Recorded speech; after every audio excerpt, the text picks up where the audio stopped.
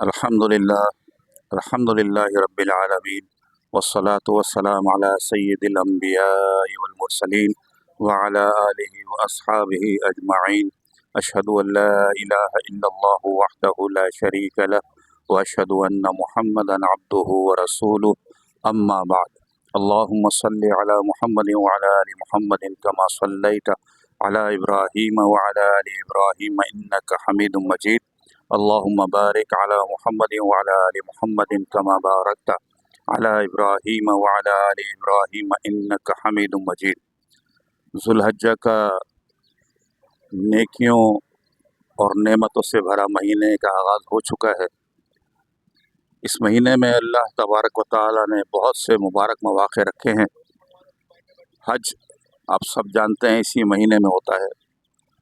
یوم عرفہ 9 ذوالحجہ، اللہ کے نبی صلی اللہ علیہ وسلم نے فرمایا کہ 9 ذوالحجہ کے روزے کے بارے میں اللہ سے امید رکھتا ہوں کہ اللہ تبارک و تعالیٰ اس روزے کی وجہ سے 1 سال پہلے کے اور 1 سال بعد کے گناہ معاف فرما دے گا۔ حج بھی آپ کو پتہ ہے اسی مہینے میں ہوتا ہے، اور اس مہینے کی 10 تاریخ کو جو سب سے بڑا تہوار ہے اہل اسلام کے ان 2 تہواروں میں سے ایک جو اللہ تبارک و تعالی نے جاہلیت کے تہواروں کے بدلے میں اس امت کو عطا فرمائے ہیں، یعنی عید الاضحیٰ اور عید الفطر۔ تو عید الاضحیٰ انشاءاللہ اس مہینے کی 10 تاریخ کو منائی جاتی ہے، اور عید الاضحیٰ والے دن ہی قربانی کی سنت جو ہے وہ ادا کی جاتی ہے۔ قربانی جیسا کہ ہم سب جانتے ہیں، ہمارے جد امجد ابراہیم علیہ السلام اور اسماعیل علیہ السلام کی عظیم قربانی کے سلسلے میں ان کی یاد میں منائی جاتی ہے۔ یہ قربانی جو ہم جانور کی قربانی کرتے ہیں، یہ ایک علامتی قربانی ہے۔ اصل قربانی تو وہ تھی جو ابراہیم علیہ السلام کی آزمائش کے لیے اللہ تبارک و تعالی نے ان سے طلب کی، ان کے بیٹے کی۔ ہم سے تو ہم بیٹوں کی قربانی طلب نہیں کی جا رہی، جانور کی قربانی طلب کی جا رہی ہے۔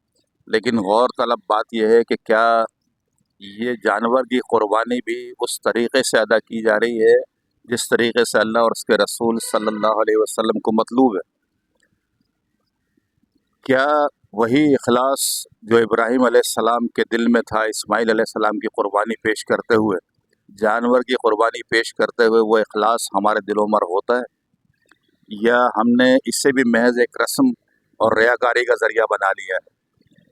قرائن تو یہی بتاتے ہیں کہ اب اخلاص سے زیادہ اس عمل میں ریاکاری کا دخل ہے، اور اللہ کے نبی صلی اللہ علیہ وسلم نے ریاکاری کے سلسلے میں فرمایا کہ جس نے لوگوں کو دکھانے کے لیے نماز پڑھی اس نے شرک کیا، جس نے لوگوں کو دکھانے کے لیے روزہ رکھا اس نے شرک کیا۔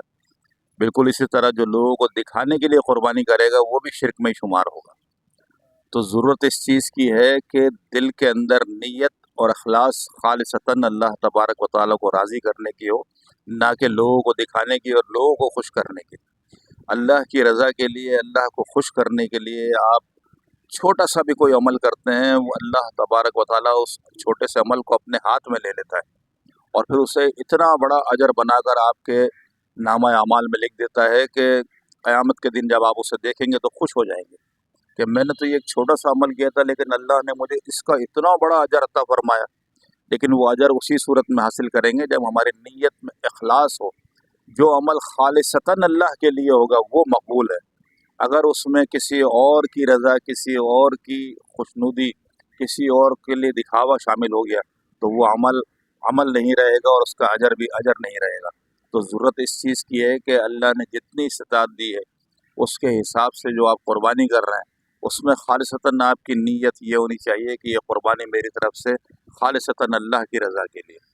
تو اگر اس اللہ کی رضا کو مد نظر رکھ کے ہم جو بھی کام کریں گے انشاءاللہ وہ اللہ کے ہاں معجور ہوگا، انشاءاللہ اللہ کے ہاں مقبول ہوگا، اور آخرت میں ہمیں اس کا جو فائدہ نظر آئے گا وہ بیان سے باہر ہے۔ اللہ تبارک و تعالی ہمیں تمام اعمال خالصتاً اللہ کے لیے کرنے کی توفیق عطا فرمائے۔